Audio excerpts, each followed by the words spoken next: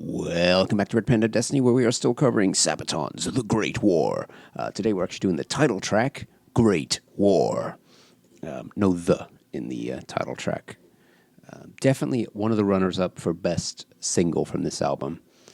Obviously, Red Baron, we covered yesterday, and 82nd All the Way, we covered a while back.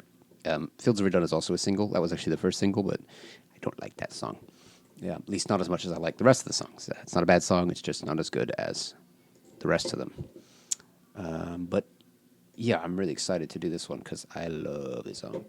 I think I want to say it's the first song I really got into from this album when the single came out.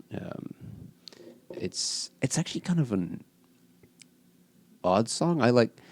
I'm actually going to praise the lyrics, but at first I didn't really like the lyrics. They were kind of empty to me, but now I really love the lyrics. Mainly this little section here. Where is this greatness I've been told? This is the lies that we've been sold. Is this a worthy sacrifice? I find it very poetic, especially the where is this greatness?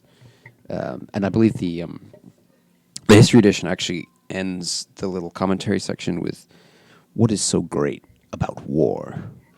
And it's a very moving lines. But yeah, I have some other positives, which I have clips for. The first is just general epicness. So I'm going to play the very beginning of the song.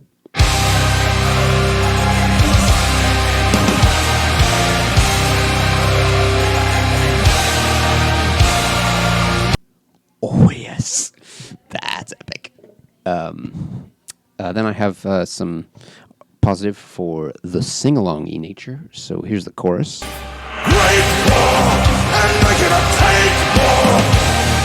Great war, I keep on marching on. I play the great score. There will be no encore. Great. I love that. Just to highlight the lyrics from that, I want to read them. Great war, and I cannot take more. Great tour, I keep on marching on. I play the great score. There will be no encore.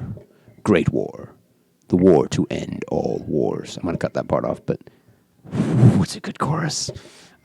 Definitely has that sing-along nature. This is a very epic song. Yeah. We got a little bit of a solo positive, so I will play a little clip from that. Nothing special, but standard quality Sabaton solo.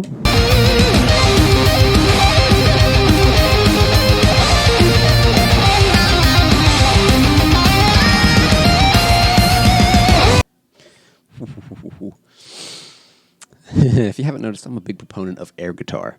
If a song makes you air anything, it's good. Like air drums, air keyboard, whatever, if air flute. That's the one I've never had the balls to do at a concert, though. Just, wait, hang on. But yeah, I love this song. No extra positives for the history version, as usual. So let's get into the soundtrack edition. The soundtrack edition. Just have the two normal choir and epicness positives for this one. Here's a bit of choir.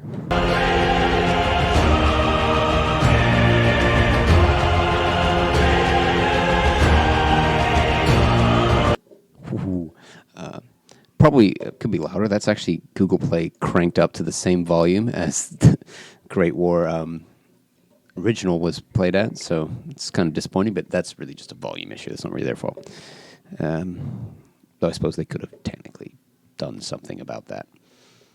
But let's move on to the lyric video. The lyric video. So I really liked some of the things in here. It's got this really cool, like, sparky, fiery effect through most of it, so it kind of has a bit of a battlefield vibe. Then, of course, the standard war photos that most of the songs have, which is always a nice touch. And little captions for the war photos in the solo. Pretty standard stuff. And then we move on to the music video, which is one of those, film the band in the studio recording stuff one. I think there's also some live footage, if I remember correctly. But I'm going to give it a little positive because they did a little scene in it where they had the whole choir dressed in World War One military uniforms, which was a nice touch, even though it is just the standard in the studio one. You can always tell bands get to a point where they're like, oh, okay, we're going to need to do a cheap music video just so we have another music video. So here's some concert footage. But yeah, definitely cool that they did a video at least. Can't fault them for that.